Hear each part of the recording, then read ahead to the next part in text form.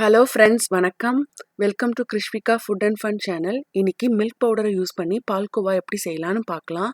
இது ஒரு 5 மினிட்ஸில் நம்ம ஈஸியாக முடிச்சிடலாம் நம்ம வீட்லேயே. அதுக்கு தேவையான பொருட்கள் என்னென்னு பார்க்கலாம். First milk powder 1 cup, sugar 1/2 cup, பால் 1/4 கப், நெய் 4 டீஸ்பூன்.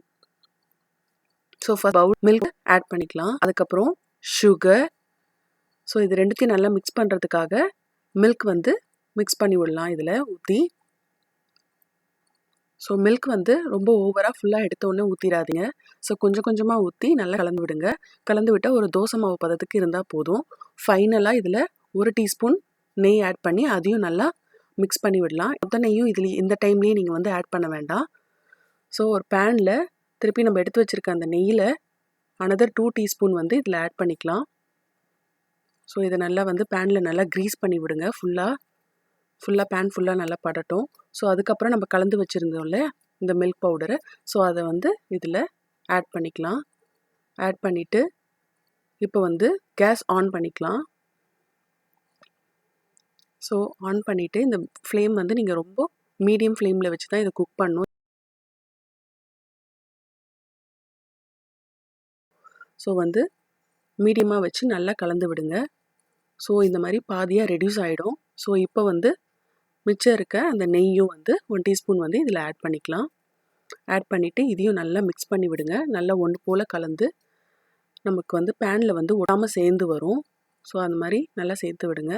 இப்போ கொஞ்சம் ஒரு பிஞ்ச் ஏலக்காய் பொடி நான் இதில் ஆட் பண்ணியிருக்கேன்.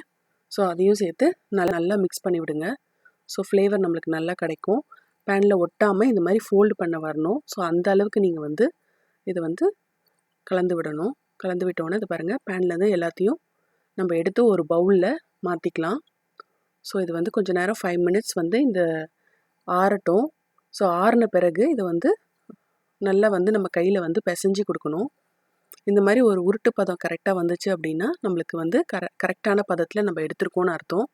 ஸோ இப்போ இதை நல்லா பிசைஞ்சிக்கலாம். பிசைஞ்சு அதை பாருங்கள் எவ்வளோ சாஃப்டான டோ கிடச்சிருக்கு இல்லையா. பிசைஞ்சு விடுங்க அந்த மாதிரி நல்லா சாஃப்டாக. இப்போ ஒரு ஸ்மால் சைஸ் பால் அளவு எடுத்துக்கோங்க. சும்மா ஒரு lemon size, medium lemon size அளவு எடுத்துக்கோங்க. எடுத்து நம்ம நெய் அப்ளை பண்ணி நம்மளுக்கு ஒரு ரவுண்ட் ஷேப் பண்ணிக்கலாம். இந்த ஷேப்போடையே நீங்கள் வச்சிடலாம். அப்படி இல்லைன்னா நான் இந்த மாதிரி ஏதாவது ஒரு கரண்டி வச்சு அதோட இம்ப்ரெஷன் நீங்கள் கொடுத்தீங்கன்னா அழகான ஒரு ஸ்டார் ஷேப் கிடைக்கும். ஸோ அப்படி இல்லை அப்படின்னா நீங்கள் மொத்தமாக ஒரு பிளேட்டில் போட்டுட்டு கூட பீசஸ்க்கா உங்களுக்கு எந்த சைஸ் பீசஸ் வேணுமோ, இல்லை ஸ்கொயரோ இல்லை டைமண்ட் ஷேப்போ வேணாலும் கட் பண்ணிக்கலாம். ஸோ இது மேலே நான் அலங்கரிக்கிறதுக்காக பிஸ்தா பண்ணியிருக்கேன். ஸோ வித்தின் 5 மினிட்ஸில் இது செஞ்சிடலாம். நீங்களும் இதே மாதிரி ட்ரை பண்ணுங்கள். ட்ரை பண்ணி பார்த்துட்டு உங்கள் கமெண்ட்ஸ் எனக்கு ஷேர் பண்ணுங்கள்.